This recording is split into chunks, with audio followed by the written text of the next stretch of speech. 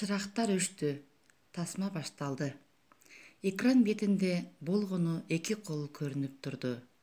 Кичинекей наристенин колун чоң кол кармоого аракет кылып жатты. Анан боектор барган сайын начар көрүнө баштады. Элис Плас абалга келген фильмдин бул көрүнүшүнөн соң арт-артынан башка көрүнүштөр көрүндү. Биринчи көрүнүштө бир кол тапанча кармап, картайган аялга мээлеп турду. Экинчи көрүнүштө болсо бир кол тамырына героин сайынып жатты.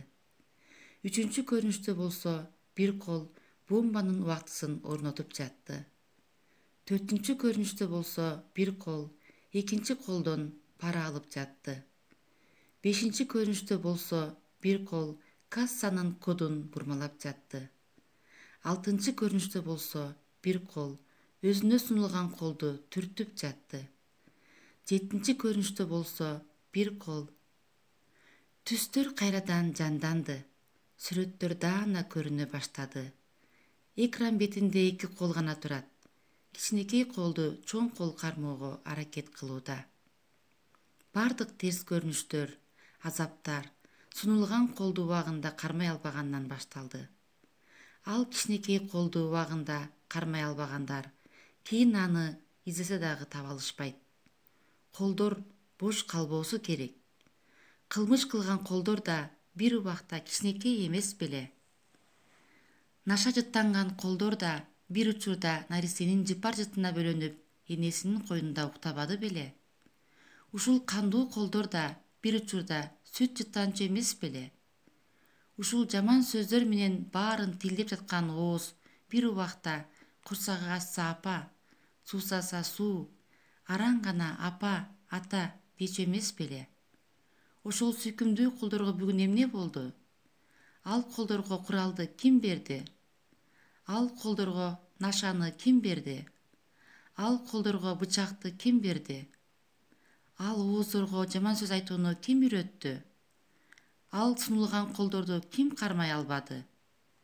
Тикендин данеги болбойт. Тикен кароосуз, бош калган бакчада гана өзүнөн өзү пайда болот. Үй деп аталган ошол бакчада, мектеп, класс деген ошол бакчада гүл өстүрүү үчүн эмгек кылбагандар тикендердин арасында жашоого аргасыз болушууда. Бүгүнкү күндө бутубузга сайылган тикендерди биз эккенбиз, же убагында бутаган эмеспиз.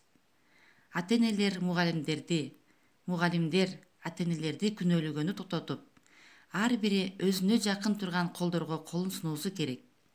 Колдор бош калбашы керек. Бош калган колдор акыры түбү эмнеге алып келип жатканын азыркы учурда көп эле күбө болуп жатабыз. Ата-энелер балдарынын, мугалимдер окуучуларынын карактерине карап жатканда, өлкөнүн эртеңкине карап жаткандай карашыбыз керек. Саид Жамлыжанын «Мугалим чырпыктан чынар өстүрөт» аттуу китебинен алынды. Түзгөн Жалал-Абад областынын Аксы районундагы Тегене айылынын Токтосун Тыныбеков атындагы орто мектептин башталгыч класс мугалими Тажимырзаева Айгүл.